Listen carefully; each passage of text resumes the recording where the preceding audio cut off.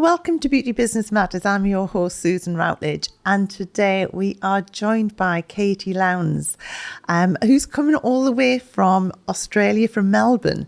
And Katie originally was a therapist in the northeast of England who came in to see if I had any jobs, and we didn't at the time, but I still saw so much potential in Katie that took her as a therapist and created a job for her.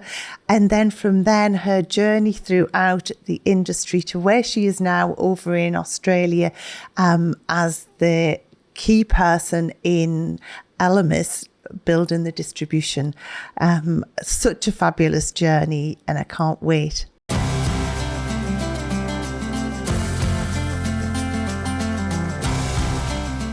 Hi, Katie. I am just so grateful that you have given some time up to come on and chat through what has been the most amazing journey you have had throughout your career. The fact that you're in Melbourne is just, the thing is, we've known each other for many years. From when that day when you walked in as a therapist. I think that's, if we start there, then what I want to do is run through really sort of, to me, you are the perfect scenario of, someone can go from being a therapist to having fantastic business, but it doesn't have to be the route of having a salon. And I mean, you've just travelled the world and done so much that I'm sure this is just going to be so inspiring to so many. So can you remember that day? I do remember that day very clearly, because I went for this interview at I can say dodgy place because it's not there anymore, is it? No. It was slightly dodgy, put it this way. And I came out of this salon and walked up the road, and I saw yours, and I went, oh, that looks nice. I thought, I'll just pop in and see if they've got any jobs. And then I popped in and met you, didn't I? I know. And the thing is that we didn't have any jobs at the time, but I just thought there's just no way I wanted to miss working with you because, just from the moment we met, I think, we had the same sort of thoughts around things, and I mean, you obviously done fantastic training, so we sort of created a job for you. But then, obviously, and obviously, I didn't realise that was 21 years ago. It just seems crazy. It is. Because I'm 42 now. God, I'm even aging myself. I'm 42, and I think I was about 20. Yeah. I mean, at that time, I always knew that we would never have you forever. And obviously, it's not healthy for someone to stay forever in a business as well.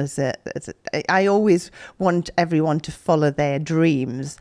And and you've just done that in bucket loads.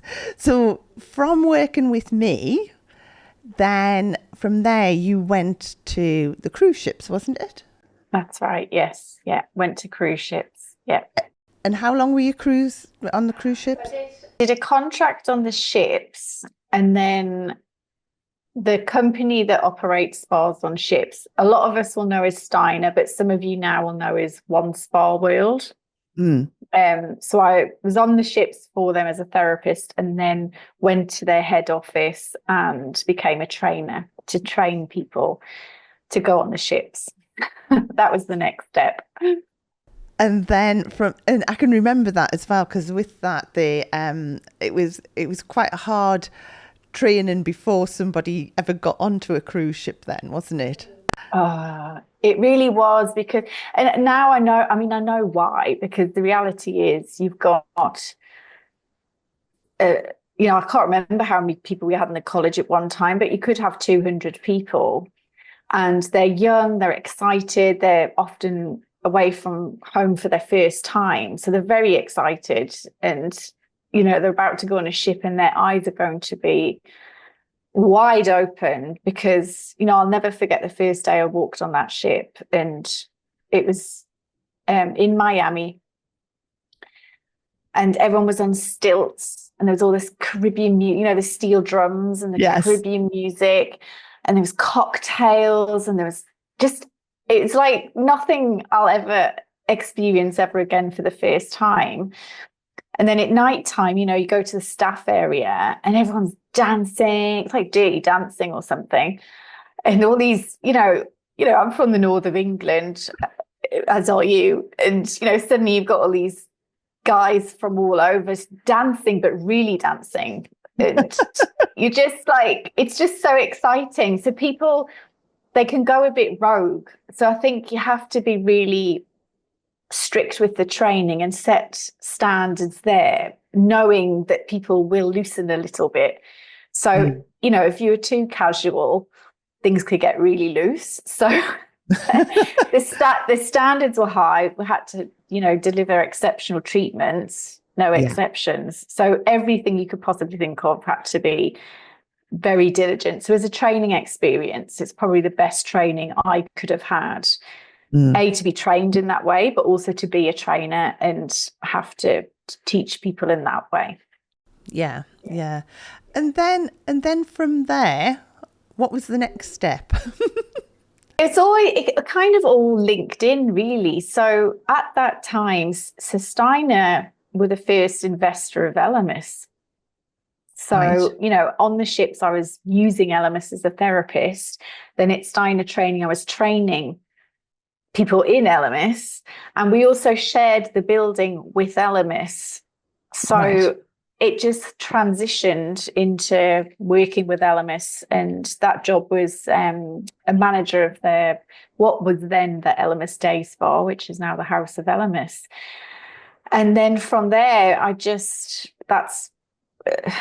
moved through Elemis in the different roles, I guess. So, into management, and then progressed into I met my husband, who's Australian, hence me being here. And, coming over to Australia, there was the opportunity to work with their distributor that they had here.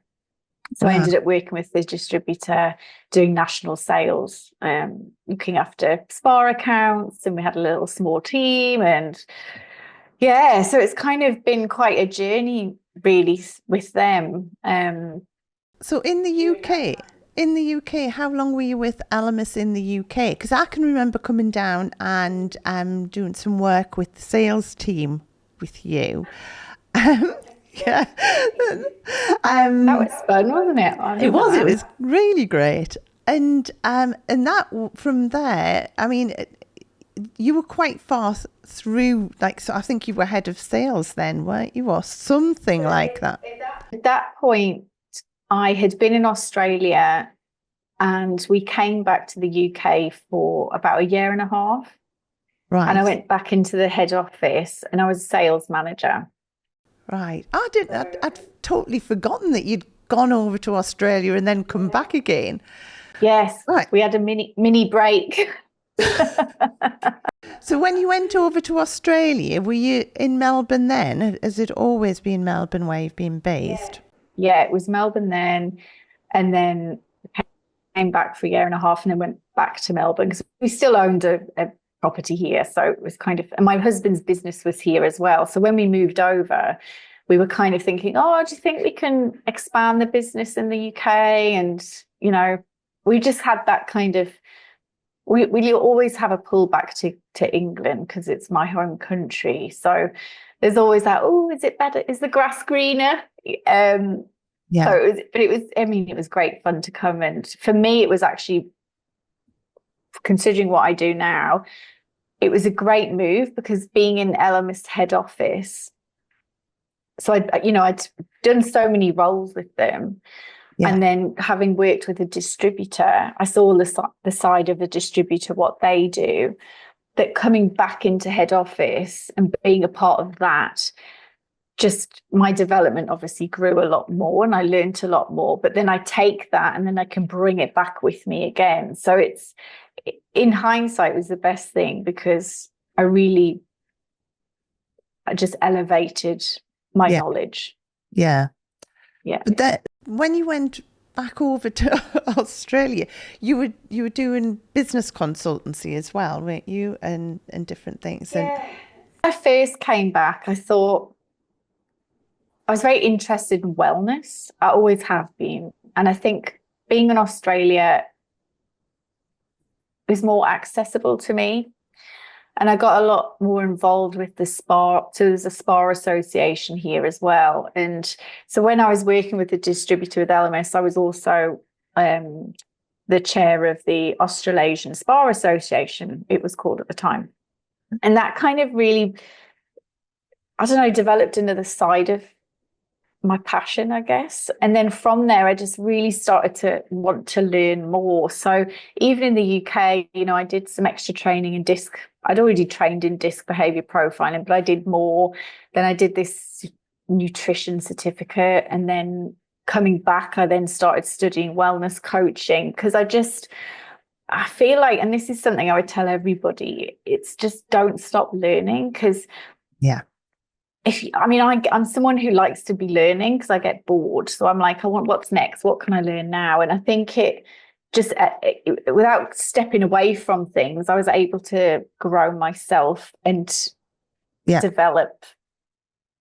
It's like adding on more skills, isn't it? Kind of thing. It's just like, you know, and this is what I love about our industry, you know, because you can just layer more and more different things. And, you know, I don't think there's that many industries where you can just go and have so many opportunities. You know, there are worldwide so many different opportunities. And with you, Katie, did you always know that you wanted to sort of do all of this, or is it just that it has been this opportunity came up, so we've gone down that route, and then this opportunity came up? Or has it been orchestrated, as in that you always knew that this is the path you wanted to take? Well, I think if I looked at, 18-year-old Katie going into studying HND and beauty-related sciences, I think it was called, the weirdest name of a course ever. I guess I was like, oh, I'm going to have my own salon, back then. But then I quickly sort of, I don't know, that just changed. I knew I always wanted to have something like my own business. That was always something, for some reason. I don't know why. Goodness knows. Psychologists could have fun with that.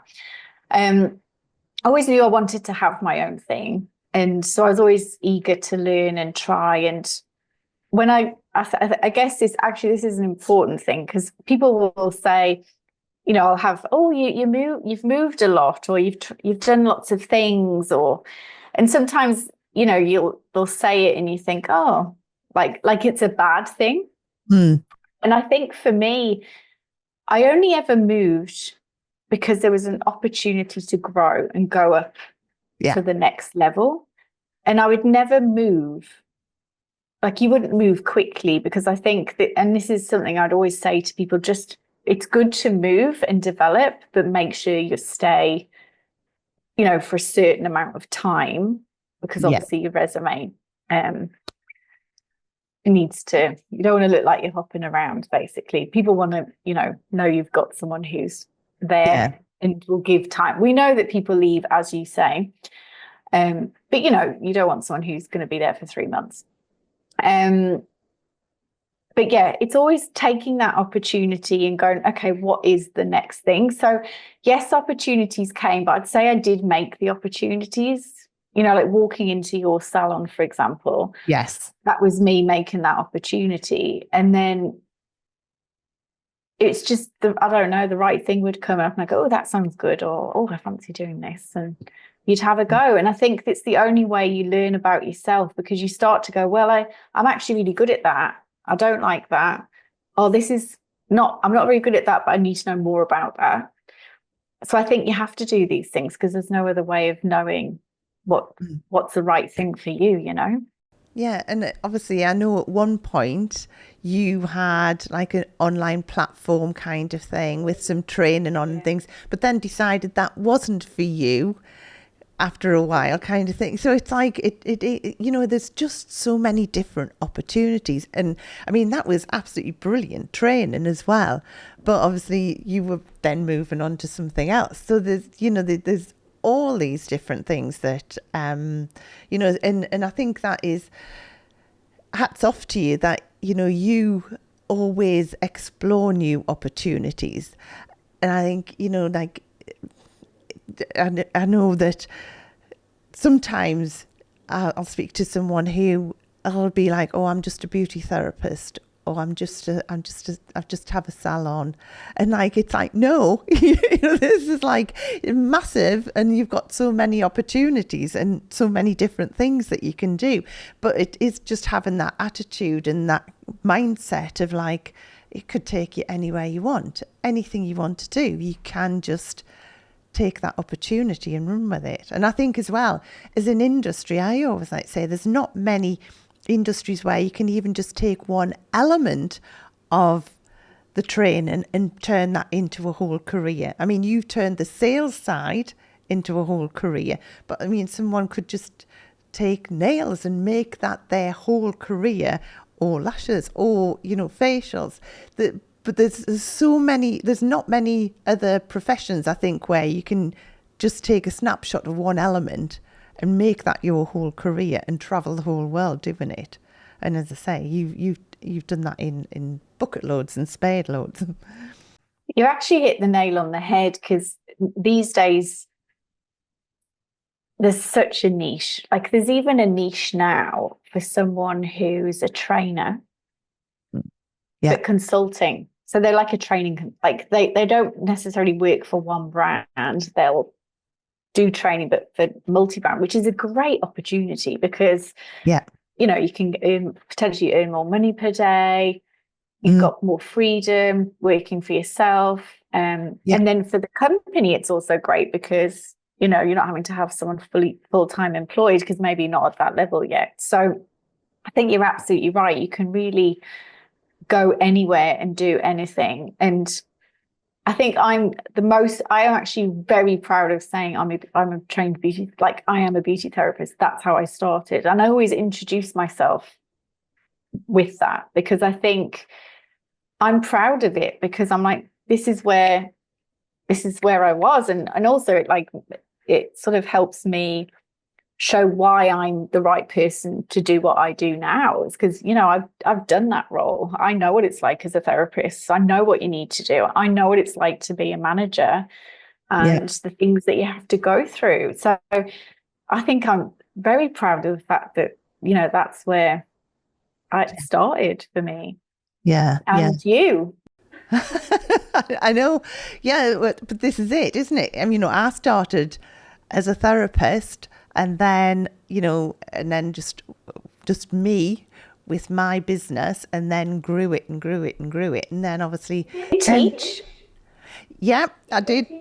I did teach at one point, and then as well, I used to teach nails at one point. So I used to work for a different company. So along with doing my business, then you can also, like we've just said, add on other things. So as I say, I had my salon business. I was teaching part-time as well.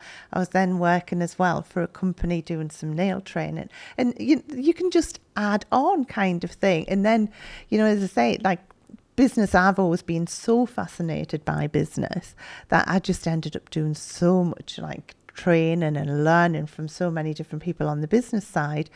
And then, and then ended up teaching that kind of thing in what I do now. Obviously we both just love our industry, but yeah, the opportunities are everywhere, aren't they? Just everywhere. And as you said, it's not everything's going to be you, but then everything you learn, like as you said, when I started doing the online sales training, like I still sales train now, like I still write modules, I'd help people, but I was like, I don't want to just do that all day every day. Like I want more than that. It wasn't making me zing, if you like. And doing coaching, so in lockdowns all I did was coaching. I was coaching people, Because if you think that the industry was shut down anyway, so what else would I have been able to do, really?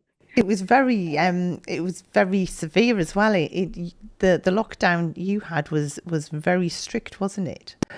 Yeah, I think Melbourne was the most locked down city in the world. Yeah. And did you enjoy that part when you were doing the coaching during that time? Or was it just, again, that it was just the right thing at the right time? It was the right thing at the right time. I'd actually decided to do it. I'd actually decided to step back a little bit from Elemis and do more coaching. And I'd already made the decision and started the path. And then like 2 months in, COVID happened. Yeah. So I was like, oh, okay. And then all the plans I had got thrown up in the air because obviously everything was online. So I was like, here we go. And I learned I studied more. I did another level of my coaching. I did NLP, hypnotherapy, psychotherapy. Like I just used the time to learn, and I built this whole coaching journey. I had loads of clients, learned all about digital marketing, sales funnels, Google ads, like all of the annoying stuff. It's really irritating, but necessary. I learned all of that. And most importantly, I learned about myself and did all the work on myself that I was having to do on everyone else. And when you say, did I enjoy it? I enjoyed the learning, and everything that I've learned doing all of that, I apply to my business and to myself now. And I still will do some coaching here and there, but it's not something I could do all day, every day, because I found it a lot, especially in lockdown, because I was already feeling crappy myself, as was everybody. And then I was trying to help everybody else feel better. I was like crawling out of bed to go and help these people and be all like, okay, let's go. And I was sitting there going, oh my God, I just want to go to bed. This is awful. So I did it. There was lots of it I loved. There was lots I loved, but it was hard. It was hard. Wow. So what does a day in the life of Katie look like now? I get up early, I walk the dogs, then I'm at the computer, I'll check off orders and see what orders have come in. And actually, if I said I don't know if I said what I do now. No, actually, so now I was just reading thought, sorry, I'm just like, well, I have some breakfast. Yes, so now I have this wonderful opportunity to work with Elemis still, but on a slightly different note. So basically, Elemis took distribution back in-house. Not there's the odd one here and there, but mainly globally, we have brought most of it back in-house. With Australia, it's obviously because of the distance, it's a little bit trickier. And we're B Corp certified Elemis. So that means we're sending everything via sea freight, no air freight. So we did need to have someone here as an agent or distributor bringing the product in. It was the only way. But at the same time, it needs to be run as if it was Elemis. Yes. So that's where I came in. So really now we have a very close relationship. Not what a normal distribution arrangement would be like, I guess, but that's because I know everyone in the company and because of the longevity. It's been 20 years that I've worked with them. There's that trust thing as well, isn't there? The thing is that you've been with that company for so long that it's probably, you've probably made this role your role, kind of thing, how it works best for you and for the company. Yeah, exactly. And I know exactly what they would want, and I want it the way they want it, because that's, I guess, how I've learned. So it's brilliant. I love it. It's so much fun. I'm zinging now. So you're bringing Elemis to all of Australia, or just Elemis? Australia and New Zealand. And I work with the spas, basically. So I look after all of our spas that stock Elemis. So they order through my company, and then we just do what we would do in the UK, do our training, marketing, promotions, working together to build their business. And so with that, are the plans to like just carry on growing and growing in Australia and New Zealand? Yeah. Yes, but not massive. No. Right. Okay. The goal is to have really strong premium key accounts. Right. Okay. Yeah. And just which is a great. nice amount. Yeah. And it's perfect. It's a good, perfect model. So just really premium in Australia, New Zealand. And then I guess the question is, you know, there's a certain amount that would look like. And then how do I grow after that? And I guess how do I grow after that would be, there are a few ideas up my sleeve, but potentially it could be distribution of something else. It wouldn't be a skincare brand, a competitor. Okay. It wouldn't be that. But I think something wellness, because I love wellness. So, you know, whether that's some kind of supplements. I was chatting to someone about some supplements for perimenopause. And I'm sure other opportunities, something like that. Yeah, the right opportunities will come at the right time, yes, won't they? As always. They will. But for now, I'm just like, let's get Elemis right. Let's enjoy this moment and see how we go. So obviously, you know, your days are busy, and I know you've also got like other things that you're doing as well. But in all of your career throughout, obviously what I like to ask is for some golden nuggets of what are your golden tips for someone in our industry who wants to really, really be the best, as you have done. Yes. So I think my number one thing is work on yourself. And I think, if I look back at young Katie, like Mrs. Ambitious, I can do that, which is fantastic. And yes, I could have done that, and I did do that. And I was probably doing things earlier than I should have been doing them because I had the belief that I could do them. But I also think having the ability to step back and look at yourself and go, okay, how could I do better? How could I have done that better? And listening to people, whether it's your husband, partner, someone you work with, when someone is trying to tell you something or give you feedback. So don't get defensive, like listen, like really listen and go, okay, is there any truth in this? And sometimes you'll find if you're getting really, it's probably because they might be right. So I think, and obviously there's a time when those people might be wrong as well.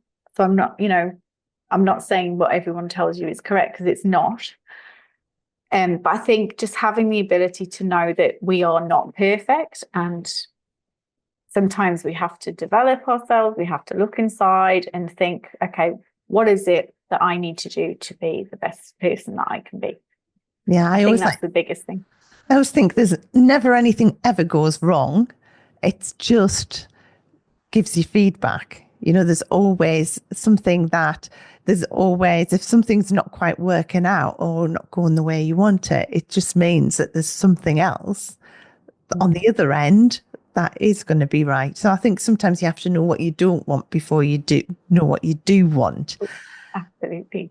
Yes. And sometimes you can't always see that. And it's sometimes, like you say, it does take someone else to be able to see that and rather than you just carry on down that path kind of thing. So yeah. So on top of that, obviously you have been heavily involved in sales throughout all of your career and things, and obviously retailing and everything. And I know obviously from the training program that you had, I know consultation was always one of the big things.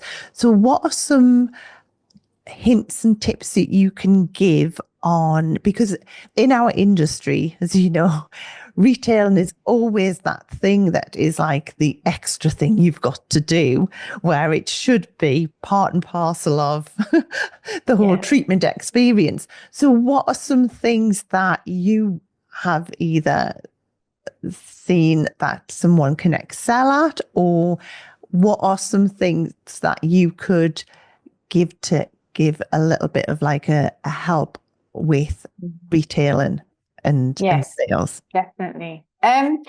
So questions, they are your biggest ally, and that's in life, actually, just questions. Whether you're selling something, whether you're going to a party where you don't know anyone, whatever it is, questions. And I'd say, and I actually learned this with coaching, because when you're coaching, and this is when you know you're actually got a coach, because there's coaches and there's coaches. A lot of coaches I see are actually just telling you what to do. And that's not coaching, that's teaching, right? Coaching is actually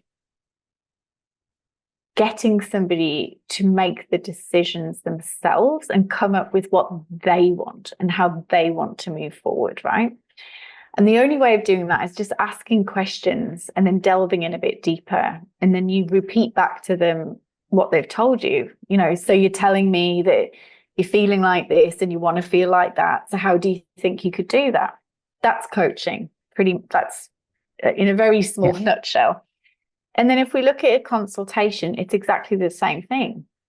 And, your client, your guest, whatever language you'd like to use, they're there because they're having a treatment. They want to see a change in their skin, for example.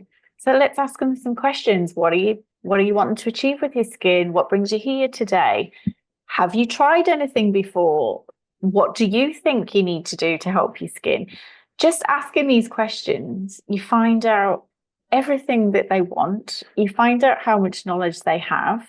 They feel amazing because someone's listened to them, because people they just want to get stuff out of their chest.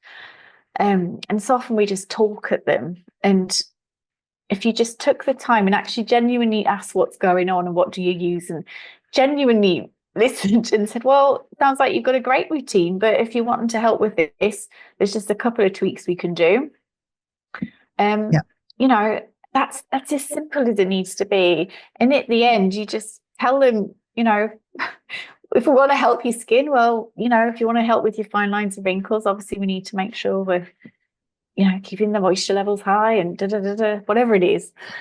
And then you've got and then ask for this sale. Just ask. Nobody asks. Just ask the question. What would you feel most comfortable starting with out of those couple of options? What do you think would work best for you? Questions. Questions. The asking for the sale is the thing that gets missed out all the time, isn't it? It's like gone through explaining and talking about products and things.